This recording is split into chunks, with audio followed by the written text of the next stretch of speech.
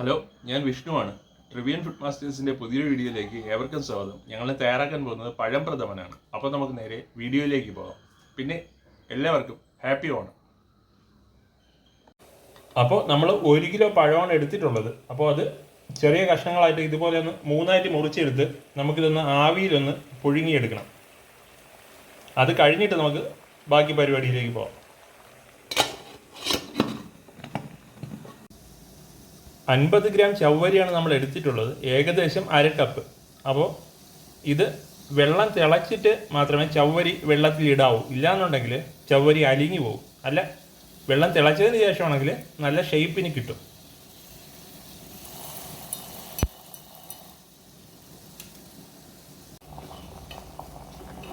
നമ്മൾ ഏകദേശം ചവ്വരി തിളപ്പിക്കാനായിട്ട് ഏകദേശം 1 കപ്പ് വെള്ളമാണ് എടുത്തിട്ടുള്ളത്. വെള്ളം തിളച്ചതിന് ശേഷം ചവ്വരി അതിലേക്ക് തട്ടിക്കഴിഞ്ഞാൽ സ്റ്റൗവിൽ തീ സിമ്മിൽ അഡ്ജസ്റ്റ് ചെയ്ത് വയ്ക്കേണ്ടതാണ്. അതുപോലെ തന്നെ ചവ്വരി വേവുന്നത് വരെ ഇടയ്ക്ക് ഇങ്ങനെ ഇളക്കിക്കൊണ്ടിരിക്കണം, ഇല്ലയെന്നുണ്ടെങ്കിൽ ചവ്വരി അടി പിടിക്കാനായിട്ടുള്ള ചാൻസ് ഉണ്ട്.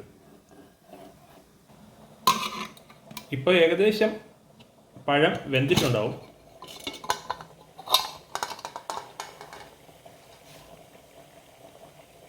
ഇപ്പോൾ തന്നെ നന്നായിട്ട് വെന്തിട്ടുണ്ട്. ഇതാ കണ്ടില്ലേ, പഴത്തിൻ്റെ തോടൊക്കെ പൊട്ടി മാറിയിട്ടുണ്ട്. നമുക്കിനി ഇതിൻ്റെ സ്റ്റൗ ഓഫ് ചെയ്തതിന് ശേഷം നമുക്കിതൊന്ന് തണുക്കാൻ വയ്ക്കണം. അതിനുശേഷം ഇതിൻ്റെ തോടൊക്കെ മാറ്റിയതിന് ശേഷം പഴം നന്നായിട്ട് മിക്സിയിലൊന്ന് അരച്ചെടുക്കാം. ചവ്വരി നന്നായിട്ട് വെന്തോന്ന് നോക്കുന്നതെന്ന് വെച്ചാൽ ചവ്വരിയിൽ അകത്തായിട്ട് ഈ മാവ് പോലെ വെള്ള കളറെല്ലാം ഉണ്ടാകുന്നുണ്ടെങ്കിൽ അത് വെന്തില്ല എന്നാണ് അർത്ഥം. നല്ല കണ്ണാടി പോലെ നല്ല അകവും നല്ല തെളിഞ്ഞു കിടന്നാൽ മാത്രമേ ചവ്വരി നന്നായിട്ട് വെന്തു എന്ന് നമുക്ക് മനസ്സിലാക്കാൻ പറ്റുള്ളൂ. അകത്ത് മാവിൻ്റെ അംശം ഉണ്ടെങ്കിൽ, ഈ കുറച്ച് വെള്ള കളറൊക്കെ ഉണ്ടെങ്കിൽ അത് വെന്തില്ല എന്നാണ് അതിൻ്റെ അർത്ഥം. ചവ്വരി നന്നായിട്ട് പായസത്തിൽ നന്നായിട്ട് തെളിഞ്ഞു കിടക്കണമെങ്കിൽ നന്നായിട്ട് വെന്താലേ തെളിഞ്ഞു കിടക്കത്തുള്ളൂ. ചവ്വരി ഇപ്പോൾ ഏകദേശം നന്നായിട്ട് വെന്തിട്ടുണ്ട്. അപ്പം നമുക്കിനി ചവ്വരിയെ മാറ്റി വയ്ക്കാം. ഇതാ കണ്ടല്ലേ, നല്ല സെപ്പറേറ്റ് വിട്ട് അത് കിട്ടിയിട്ടുണ്ട്. നമുക്ക് ഈ ചവ്വരിയെ വേറൊരു പാത്രത്തിലേക്ക് മാറ്റാം. അത് ചെറുതായിട്ട് ഇങ്ങനെ ഒന്ന് അരിച്ചെടുത്താൽ മതി. നമ്മൾ അതിലുള്ള വെള്ളം മുഴുവൻ കളയേണ്ട കാര്യമില്ല. അതിൽ വെള്ളത്തിൻ്റെ അംശമില്ലെങ്കിൽ ചിലപ്പോൾ ഇത് തമ്മിൽ ഒട്ടിപ്പിടിച്ചു പോകും. ഇനി നമുക്ക് ശർക്കര ഒന്ന് ഉരുക്കിയെടുക്കാം. അതിനായിട്ട് നമ്മൾ 1/2 കിലോ ശർക്കരയാണ് എടുത്തിട്ടുള്ളത്. ശർക്കര ഉരുക്കാനായിട്ട് 1/2 കപ്പ് വെള്ളമാണ് നമ്മൾ ഉപയോഗിക്കുന്നത്.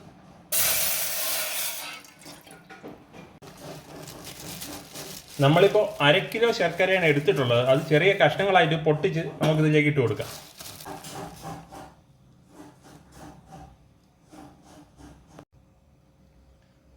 എന്തായാലും ശർക്കര അവിടെ നിന്ന് റെഡി ആവട്ടെ. നമുക്ക് ആ സമയം കൊണ്ട് തേങ്ങയുടെ 1-ാം പാലും 2-ാം പാലും നമുക്കൊന്ന് വേർതിരിച്ചെടുക്കാം. നമ്മൾ ഏകദേശം 1.5 മുറി തേങ്ങയാണ് എടുത്തിട്ടുള്ളത്. 1-ാം പാലും 2-ാം പാലും അറിഞ്ഞൂടാത്തവർക്ക് വേണമെങ്കിൽ ജസ്റ്റ് ഒന്ന് പറഞ്ഞുതരാം. അതായത് നമ്മൾ ആദ്യമായിട്ട് തേങ്ങയിൽ നിന്ന് പിഴിഞ്ഞെടുക്കുന്ന പാലാണ് 1-ാം പാല്. അതിനുശേഷം വെള്ളം ചേർത്തിട്ട് 2-ാമത് പിഴിഞ്ഞെടുക്കുന്നതാണ് 2-ാം പാല്.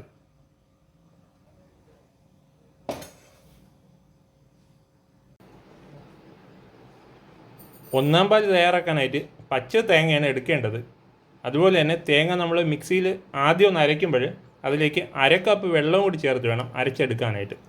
1-ാം പാല് നല്ല കുറുകിയ പാലായിരിക്കും. അതിനുശേഷം അതിൻ്റെ കൊത്തിൽ വീണ്ടും വെള്ളം ചേർത്തിട്ട് അരച്ചെടുക്കുന്നതാണ് 2-ാം പാല്.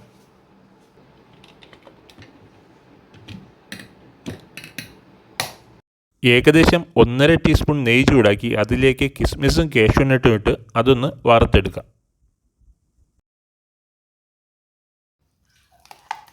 നമ്മൾ മിക്സിയിൽ നന്നായിട്ട് അരച്ചെടുത്ത പഴവും കൂടി ഇതിലേക്ക് ചേർക്കാം. ഏകദേശം നമ്മളൊരു 2 ടീസ്പൂൺ അടുപ്പിച്ച് നെയ്യാണ് എടുത്തിട്ടുള്ളത്. 2-3 ടീസ്പൂൺ നമുക്ക് ഇനി ആവശ്യമുണ്ടെങ്കിൽ വീണ്ടും ചേർക്കാം. നമ്മൾ മിക്സിയിൽ നന്നായിട്ട് അരച്ചെടുത്ത പഴത്തിനെ നമുക്ക് നെയ്യിലൊന്ന് വറുത്തിയെടുക്കണം.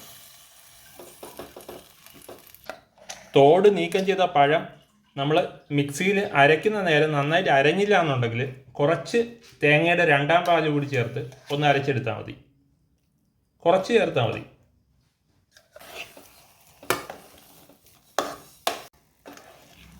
നമ്മളിപ്പോൾ ആദ്യം ചേർത്ത 2 ടീസ്പൂൺ നെയ്യുടെ കൂട്ടത്തിൽ തന്നെ ഏകദേശം വീണ്ടും ഒരു 2 ടീസ്പൂൺ നെയ്യ് കൂടി ചേർത്താണ് ഒന്ന് വാട്ടിയെടുക്കുന്നത്. ഇത് നെയ്യിലൊന്ന് നന്നായിട്ടൊന്ന് വഴറ്റിയെടുക്കണം. ഇത് നന്നായിട്ട് ഇളക്കണം, ഇല്ലയെന്നുണ്ടെങ്കിൽ പഴം അടിയിൽ പിടിക്കാനായിട്ടുള്ള ചാൻസ് കൂടുതലാണ്. സ്റ്റൗവിൽ ഏകദേശം തീ ഒരു മീഡിയം ഫ്ലെയിമിൽ അഡ്ജസ്റ്റ് ചെയ്ത് വച്ചാൽ മതി.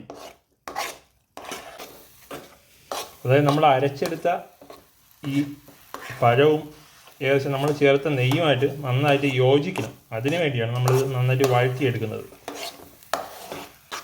ഇത് ആദ്യമൊക്കെ ഈ പാത്രത്തിൽ നിന്ന് വിട്ട് പോരാൻ ചെറിയ പാടായിരിക്കും, എന്നാലും നമ്മൾ നന്നായിട്ട് ഇളക്കി യോജിപ്പിക്കണം. ഇപ്പോൾ നമ്മൾ ഏകദേശം ഒരു 10 മിനിറ്റോളം നന്നായിട്ട് വഴറ്റിയിട്ടുണ്ട്. ഇനി നമുക്കിതിലേക്ക് ഉരുക്കി വെച്ച ശർക്കര ചേർക്കാം.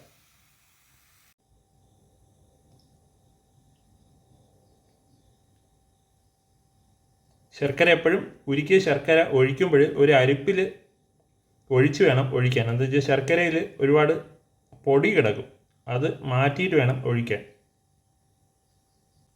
മധുരം എപ്പോഴും ചേർക്കുമ്പോൾ നമ്മൾ ആദ്യം നമ്മൾ എടുത്തതിൽ നിന്ന് കുറച്ച് ശർക്കര ഒഴിച്ചതിന് ശേഷം നമ്മൾ മധുരം കറക്റ്റ് ആണോ എന്ന് നോക്കി അതിന് ശേഷം ഏറ്റവും ലാസ്റ്റ് ബാക്കി ശർക്കര കൂടി ചേർക്കുന്നതായിരിക്കും നല്ലത്.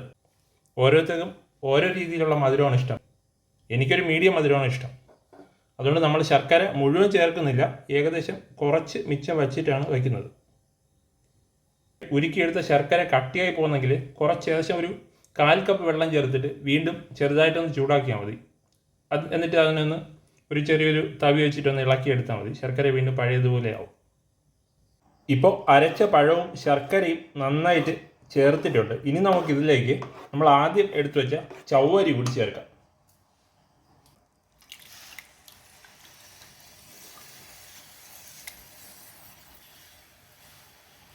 അതുകൂടി ചേർത്ത് നന്നായിട്ട് ഇളക്കി യോജിപ്പിക്കുക. അതോടൊപ്പം തന്നെ ഇതിലേക്ക് 4-5 പൊടിച്ച ഏലക്ക കൂടി ചേർക്കാം. ചവ്വരി കൂടി ചേർത്ത് നന്നായിട്ട് ഇളക്കി യോജിപ്പിച്ചതിന് ശേഷം ഇതിലേക്ക് തേങ്ങയുടെ 2ാം പാല് ചേർക്കാം. അപ്പോൾ ഇനി തേങ്ങയുടെ 2ാം പാല് കൂടി ചേർക്കാം.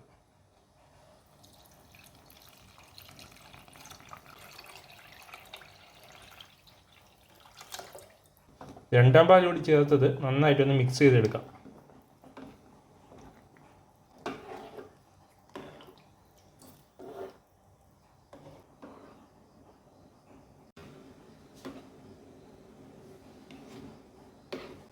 നന്നായിട്ട് ഇളക്കി യോജിപ്പിക്കണം. ഇത് നിർത്താതെ ഇളക്കിക്കൊണ്ടിരിക്കണം, അല്ലാന്നുണ്ടെങ്കിൽ അടി പിടിക്കാനായിട്ടുള്ള ചാൻസ് ഉണ്ട്.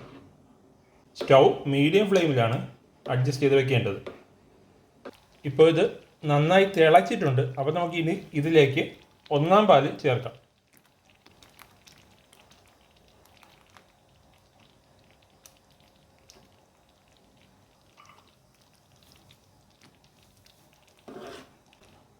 ഇത് നന്നായിട്ട് ഇളക്കി യോജിപ്പിക്കാം. 1ാം പാല് ചേർത്തതിന് ശേഷം അത് തിളച്ച ഉടനെ തന്നെ തീ ഓഫാക്കേണ്ടതാണ്. അപ്പോൾ പായസം റെഡിയാവും. നമ്മൾ 1ാം പാൽ ഒഴിച്ചതിന് ശേഷം അധിക നേരം തിളപ്പിക്കാൻ പാടില്ല. അപ്പോൾ ഫ്രണ്ട്സ്, നമ്മുടെ പഴം പ്രഥമൻ തയ്യാറായിട്ടുണ്ട്. ഇനി നമുക്ക് ഇതിലേക്ക് വറുത്ത് വെച്ചിരുന്ന കിസ്മിസും കാഷ്യൂനട്ടും ചേർക്കാം. ഹലോ ഫ്രണ്ട്സ്, അപ്പോൾ നമ്മുടെ പഴം പ്രഥമൻ തയ്യാറായിട്ടുണ്ട്. ഈ വീഡിയോ ഇഷ്ടപ്പെട്ടാൽ എല്ലാവരും ഒന്ന് ലൈക്ക് ചെയ്യുക, കമൻറ്റ് ചെയ്യുക, സബ്സ്ക്രൈബ് ചെയ്യുക. അപ്പോൾ ശരി, നമുക്ക് മറ്റൊരു വീഡിയോയുമായി വീണ്ടും കാണാം. എല്ലാവർക്കും ഹാപ്പി ഓണം.